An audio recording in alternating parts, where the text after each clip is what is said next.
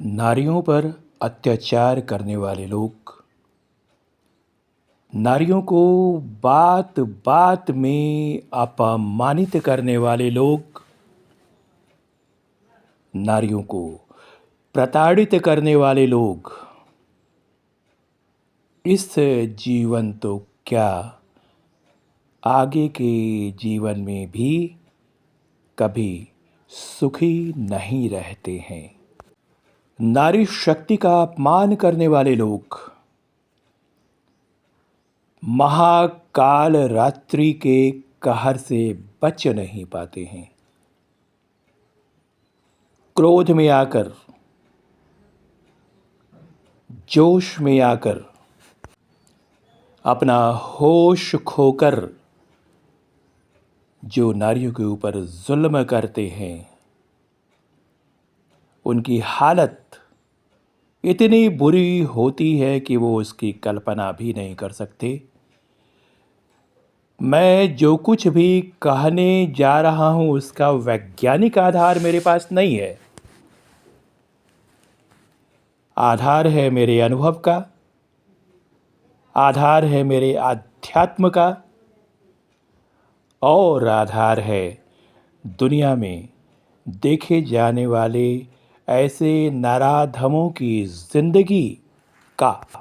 वैश्विक ज्योतिष शोध संस्थान में गणपति वेदांत की तरफ से आप सबको नमस्कार।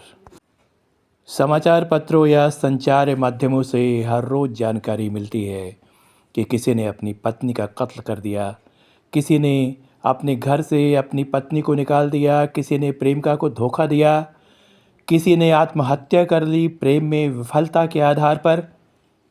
तो ये सारी चीज़ें करने के मूल में जो व्यक्ति होता है वह दुनिया का सबसे बड़ा पापी, नराधम और घृणित व्यक्ति होता है।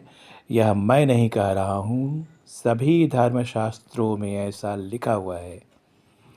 और सुनिए, संसार की जो भी नारियां हैं वो किसी न किसी रूप में माता पार्वती की रूप हैं, चाहे वो महाकाली हैं, तारा हैं, त्रिपुर सुंदरी हैं, भैरवी हैं, भुवनेश्वरी हैं, धूमावती हैं, कालरात्रि हैं, बगलामुखी हो, मातंगी हो, कमला हो, इसके अलावा शैलपुत्री हो, ब्रह्मचारिणी हो, चंद्रघंटा हो, कूष्मांडा हो, कात्यायनी हो, महागौरी हो या सिद्धिदात्री हो। लेकिन जो व्यक्ति नारियों का अपमान करता है उस पर काल रात्रि रूप में महादेवी टूट पड़ती हैं। उस व्यक्ति को तत्काल पता लगे या न लगे, आप अनुभव के आधार पर इसे जान लीजिए कि ऐसे पापियों का अंत प्रायः रात में होता है। ऐसे पापी प्रायः जीवन के कुछ ही समय के बाद ऐसे बीमार पड़ जाते हैं कि किसी लायक नहीं होते हैं। और हमारे यहाँ कहा गया है कि मनुष्य की आत्मा कभी मरती नहीं है, यह नए रूप धारण करती है। आपने देखा है, आपने कभी सोचने की कोशिश की है कि हमारी पृथ्वी इस ब्रह्मांड में एक सुई की नोक के बराबर भी नहीं है, उससे भी कम है, उससे भी बहुत बहुत बहुत कम है। तो इतने बड़े ब्रह्मांड में कितने लोक हैं। बहुत सारे लोग ऐसे हैं जहाँ पे बहुत कष्ट है, और बहुत सारे लोग ऐसे हैं जहाँ पे बहुत सुख है।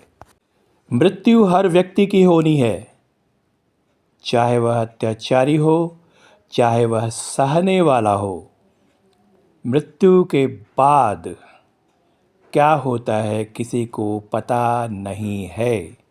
लेकिन हमारे समाज में बहुत सारे ऐसे लोग उदाहरण के रूप में सामने आए हैं जिनसे पुनर्जन्म के सिद्धांतों की प्रामाणिकता सिद्ध होती है।